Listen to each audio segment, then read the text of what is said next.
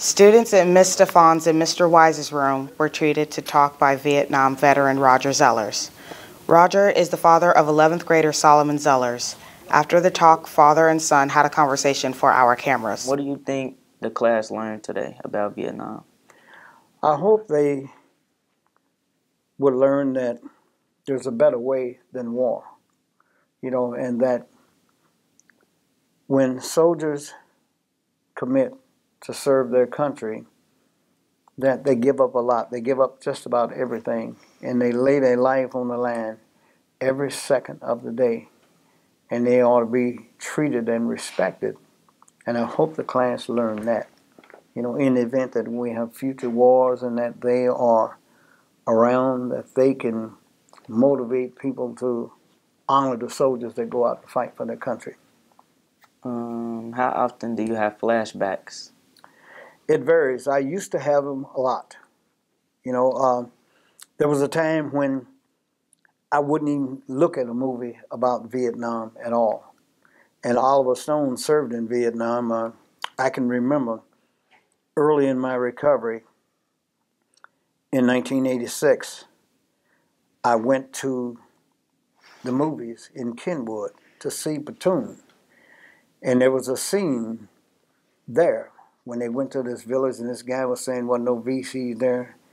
And I lost it. I stood up in the middle of the theater and started hollering about hit him and shoot him and all that. And I was so embarrassed I didn't know what to do.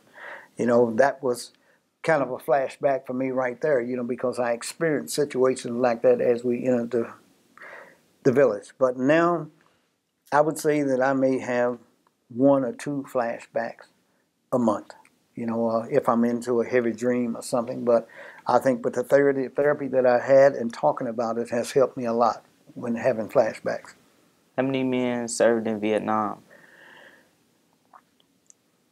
3.5 million men served in Vietnam. What was the average age of the men who served in Vietnam versus World War II? In Vietnam, the average age was 19.6 years of age versus World War II, the average age was 26 years of age.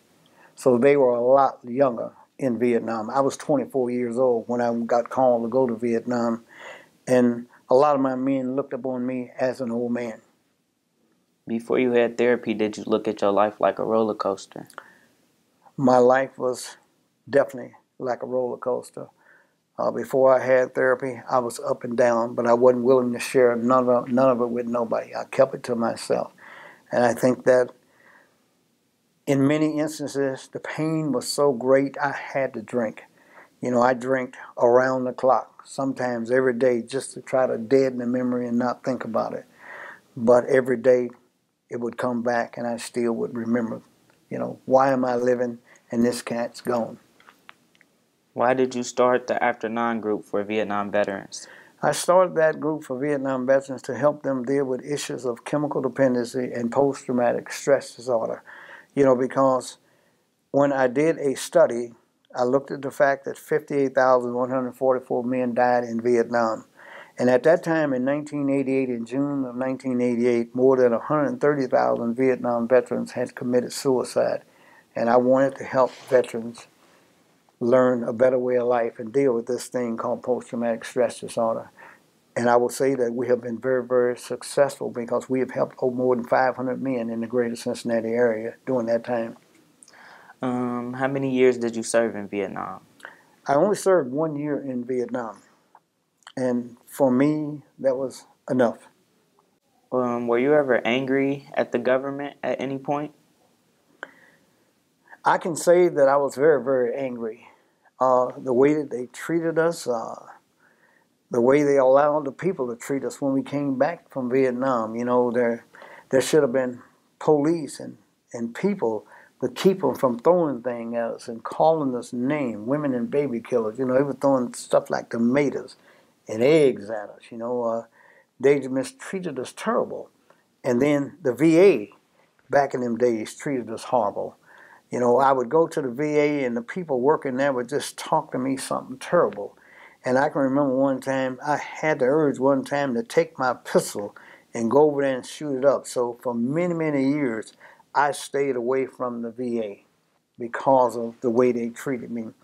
And then it took me until 1986 to file a claim for my wounds in Vietnam. And after a year, they sent me a letter, the VA did, telling me that they could find no record of me ever being wounded in the service. And what I did with that is I contacted Congressman Tom Lucan, who had just died. I knew him from when I was a city manager in Lincoln Heights.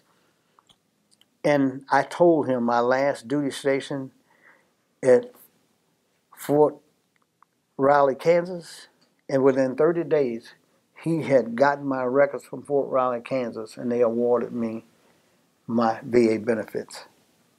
How did the drinking, back when you used to drink, how did it affect your life? It affected my life tremendously, emotionally, morally, and spiritually. It dominated my decision making. I had good intentions, but I never could produce what I needed to produce. And I didn't think drinking was the problem. I could name a whole list of problems, but I met some good men. I met one man named Henry Ray that pointed out to me when I was complaining one day about all of this and what they did and all that. He said, "Son, point your finger at me." And I did one of these, and he looked at them three and said, "Point your finger at you. You need to look at yourself." And at that time, in 1983, I began to take a good look at me and what I did. And one of the things that I realized is that I didn't need to drink. I have the disease of alcoholism, and I make a commitment. I work in a recovery program. I don't drink. I've dedicated my life to helping alcoholics and addicts. That's what God has called me to do.